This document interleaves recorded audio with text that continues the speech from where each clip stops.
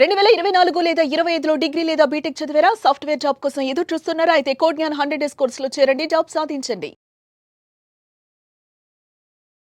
Welcome to Suman TV. నేను మీ Suman TV. కేంద్ర ప్రభుత్వం కొన్ని చట్ట సవరణలు అయితే చేయడం జరుగుతుంది. అయితే అందులో ముఖ్యంగా ప్రతి ఫ్యామిలీ మెంబర్స్కి షాక్ అయ్యేటువంటి చట్టం ఏదైనా ఉంది అని అంటే ప్రస్తుతం దానికి సంబంధించిందే ఒక సవరణ జరుగుతుంది. యాన్సెస్ట్రల్ ప్రాపర్టీస్ ఏవైతే ఉంటాయో అవి పిల్లలకి చెందకూడదు అనుకున్నటువంటి ఉద్దేశంతో దాంట్లో కొన్ని సవరణలు అయితే చేయడం జరుగుతుంది. అది ఎంతవరకు కరెక్ట్, ఏ విధంగా ఉండేటువంటి అవకాశం ఉంది అనేది ఈరోజు మనతో పాటు హైకోర్టు అడ్వకేట్ అలాగే రవీంద్రనాథ్ గారు ఉన్నారు. అది వారి మాట్లాడి తెలుసుకుందాం. Hello sir. హాయ్ అండి నాగరాజ్ గారు. షాకింగ్ అండ్ ట్విస్ట్ అనుకోవచ్చు సార్. ఎందుకంటే ఇలాంటిది ఒకటి ఉంటుంది కదా అని చెప్పేసి ఎవరు కూడా ఎక్స్పెక్ట్ చేసి ఉండరు. ఇప్పుడు మన తర్వాతి తరం ఏదైనా ఉంది అని అంటే మనం ఏది సంపాదించుకున్నా వాళ్ళకే వెళ్ళాలని మనం అనుకుంటూ ఉంటాము. వేరే వాళ్ళకి ఎందుకు చెందాలని అనుకుంటూ ఉంటాము. కామన్ సెన్స్ థింక్ చేద్దాము, జనరల్గా చెప్తున్నాను. అలాంటి వాటి మీద ఒక చట్ట సవరణ చేసుకొని వచ్చి అది పిల్లలకి చెందదు అనుకునేటువంటి ఒక ఆలోచన వస్తుందని తెలుస్తోంది. అది ఎంతవరకు కరెక్ట్, చట్టాలు అసలు అటువంటి వాటికి ఏం చెప్తున్నాయి, దానితో పాటు ఫర్దర్గా ఇది ఏ విధంగా ఉండేటువంటి అవకాశం ఉంది. ఎందుకంటే ప్రతి ఫ్యామిలీ మెంబర్కి పిల్లలకైతే షాకింగే వినేటప్పుడైనా సరే. ఈవెన్ మీరు నేను డిస్కస్ చేసుకునేటప్పుడే కింద కామెంట్ బాక్స్లో చాలామంది పెట్టేస్తారు కూడా. అవును సార్, అవును. మీ ఒపీనియన్ ఏంటి సార్? సార్, ప్రాపర్టీస్ రెండు రకాలుగా ఉంటాయి నాగరాజ్ గారు. ఒకటి యాన్సిస్ట్రల్ ప్రాపర్టీ, రెండవది సెల్ఫ్ గెయిన్డ్ ప్రాపర్టీ అంటారు. అంటే స్వార్జితమైన ఆస్తి, ఇంకొకటి పిత్రార్జితమైనటువంటి ఆస్తి అని రెండు రకాలు. ఇప్పుడు స్వార్జితమైన ఆస్తి అనుకోండి, తను ఎవరికైనా ఆ యొక్క ల్యాండ్ ఇచ్చే అవకాశం ఉంటుంది. అది ల్యాండే కావచ్చు, హౌస్ కావచ్చు, ఏదైనా ఒక ఇమ్మూవబుల్ ప్రాపర్టీ ఎవరికైనా ఇచ్చే అవకాశం ఉంటుంది. అయితే ఇక్కడ యాన్సిస్ట్రల్ ప్రాపర్టీ అంటే వారసత్వంగా వస్తున్నటువంటి భూమి ఏదైతే ఉందో ఆ భూమి మీద కొన్ని సవరణ నేను చెప్పను, కొత్త చట్టాన్ని తీసుకొస్తుంది మన మోడీ గారి ప్రభుత్వం, కేంద్ర ప్రభుత్వం. దీని మీద చాలా లా ఆఫీసర్స్, పెద్ద మేధావులందరూ కూర్చొని దీని మీద రకరకాల చర్చలు జరిపిస్తున్నారు. అది తొందరలోనే కొద్ది నెలల్లోనే ఈ చట్టం అనేది పార్లమెంట్లో ఆమోద ముద్ర పొంది యావత్ భారతదేశానికి కూడా వర్తించే విధంగా ఒక చట్టం అనేది కొత్తగా రాబోతుంది. దాన్ని 2025 ఆస్తిక చట్టంగా చెప్తున్నారు. సో ఆ చట్టంలో ఉన్నటువంటి రూల్స్ ఏమిటంటే 4 తరాలు దాటారంటే ముత్తాత నుంచి తాతగారు నుంచి తండ్రి గారి దగ్గర నుంచి కొడుకు, 4వ తరంకి వచ్చేసరికల్లా ఇక్కడ ఏమవుతుంది, పుట్టుకతోటి అంటే బిడ్డ పుట్టిన మరుతర క్షణం నుంచి కూడా ఆ పిల్లడికి ఆ ప్రాపర్టీ మీద హక్కులు వస్తుంటాయి.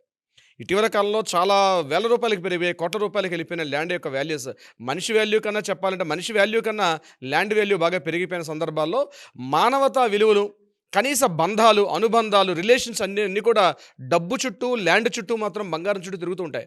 అటువంటి సంబంధాల్లో ఈ పుట్టుకతోటే ఎప్పుడైతే వారసత్వం వచ్చేసిందో ఆ ప్రాపర్టీని తల్లిదండ్రులు ఏదైనా అవసరాలు రీత్యా అమ్ముకోవాలనుకుంటే ఆ చిన్న పిల్లల యొక్క సంతకాలు కూడా అవసరం అవుతుంది. ఇది నెంబర్ 1 పాయింట్. ఆ పిల్లల సంతకాలు లేకుండా ఆ ప్రాపర్టీని అంటే వారసత్వంగా సంక్రమిస్తున్న ప్రాపర్టీని తను ఎవరికైనా అమ్మేయాలి, సేల్ చేయాలనుకుంటే తప్పనిసరిగా కింద యొక్క పిల్లలు, మనవరాళ్ళ యొక్క సంతకాలు కూడా అవసరం ఏదైనా సందర్భంలో సేల్ చేయాలంటే. నెంబర్ 2 మరొక పాయింట్ ఎట్లాంటిదంటే కొన్ని సందర్భాల్లో ఈ ప్రాపర్టీని వీళ్ళు ఏం చేస్తారు, ఈ పిల్లలు కాస్త పెద్ద అయిన తర్వాత తల్లిదండ్రుల చేత బలవంతంగా ఆ హక్కుని పూర్తిగా తమ వైపు స్వాధీనం చేసుకునే ప్రయత్నం చేస్తారు. అంటే ఇక్కడ ఏం చేస్తున్నారు, పేరెంట్స్ని కానీ ఇంట్లో ఉన్న పెద్దవాళ్ళు, తాతలు ముత్తాతలు ఉంటే తాతలు వీళ్ళందరినీ కూడా వృద్ధాశ్రమాల్లో పడేసి ఆ ప్రాపర్టీ మీద నాకు హక్కు కావాలని చెప్పి తల్లిదండ్రులు కూడా పట్టించుకోకుండా వాళ్ళ ద్వారా గిఫ్ట్ డీడ్లు అని రకరకాల రూపంలో ఆ ప్రాపర్టీని తీసేసుకొని పేరెంట్స్ని పట్టించుకోకుండా ఉన్నటువంటి పరిస్థితులు కొన్ని సందర్భాల్లోనూ. ఇలా 2 రకాలుగా ఉంటాయి ఈ యొక్క ప్రాపర్టీస్. రీసెంట్గా మధ్యప్రదేశ్ భోపాల్లో జరిగిన దుర్ఘటన అయితే మరీ దారుణం. పెద్దవాళ్ళు ఏం చేశారంటే ఆ ప్రాపర్టీని గిఫ్ట్ డీడ్ రూపంలో పిల్లలకు రాసిచ్చేశారు. పిల్లలు ఆ ప్రాపర్టీని అనుభవిస్తూ తల్లిదండ్రులను తీసుకెళ్లి పట్టించుకోకుండా వాళ్ళకి కనీసం అంటే 60 ఏళ్ళు దాటిన ఆ వ్యక్తులకి వాళ్ళకి కనీసం ఉపాధి అంటే ఏంటి, వాళ్ళకి ఫుడ్ పెట్టాలి, ఒక షెల్టర్ ఇవ్వాలి, మినిమం ఒక మెడిసిన్స్, ట్యాబ్లెట్స్ ఇవ్వాలని కనీసం ఒక జ్ఞానం కూడా లేకుండా వాళ్ళని రోడ్డున పడేసినటువంటి వాళ్ళు అనేక లక్షల కోట్లు ఉంటారు మన భారతదేశంలో. ప్రతిరోజు ఈ సందర్భంగా ట్రిబ్యునల్స్ ఏర్పాటు చేశారు. ఆర్డీఓ ఆధ్వర్యంలో ఆయనకు ఒక ఫస్ట్ క్లాస్ మ్యాజిస్ట్రేట్ హోదా ఇచ్చారు. ఆర్డీఓ గారి దగ్గర రోజుకి కనీసం 10 మంది క్యూలు కడుతూ ఉంటారు కొత్త కేసులు. అంటే ఈ రకంగా పిల్లల చేత మేము వెలివేయబడ్డాం కాబట్టి మమ్మల్ని, మా యొక్క ప్రాపర్టీస్ని, ఆ పిల్లల్ని మరలా మేము ఏవైతే ఇచ్చేసాం ఆ ప్రాపర్టీని మరలా వెనక్కి తెప్పించమని చెప్పి కొత్తగా ప్రతిరోజు ఆర్డీఓ దగ్గర కేసులు ఎక్కువైపోయినాయి. అంటే కోర్టుల్లో కేసులు ఎక్కువైపోతేనే ప్రతిరోజు ప్రతి ఒక్కరు కోర్టుకు రాలేదని చెప్పి ఆర్డీఓలు మన తెలుగు రాష్ట్రాలు చూసినట్లయితే ఆర్డీఓ గారికి పూర్తిగా అధికారాలు ఇవ్వడం జరిగింది. అక్కడ మన ఆంధ్రప్రదేశ్లో చూసినట్లయితే ఆర్డీఓ గారికి ఒక ట్రిబ్యునల్ ఏర్పాటు చేశారు. ఎవరైనా సీనియర్ సిటిజన్స్ ఉన్నారంటే డైరెక్ట్గా ఆర్డీఓ గారిని సంప్రదించడం. ఇక మన తెలంగాణ ప్రాంతానికి వచ్చినట్లయితే తెలంగాణలో కూడా అదే పరిస్థితి. అయితే ఇలా ఈ రకరకాలుగా కేసులు పెరిగిపోతున్నాయి.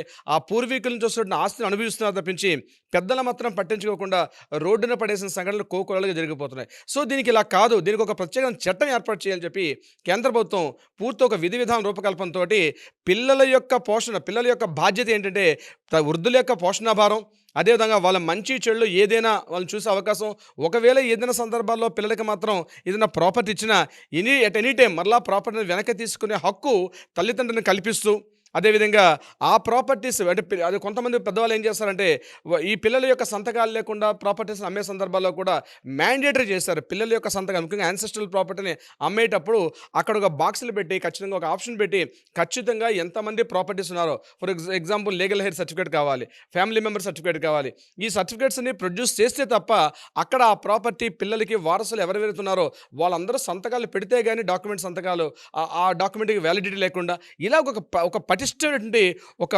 పూర్తి విధి విధానంతో ఉన్నటువంటి ఒక చట్టాన్ని ఏర్పరుస్తున్నారు.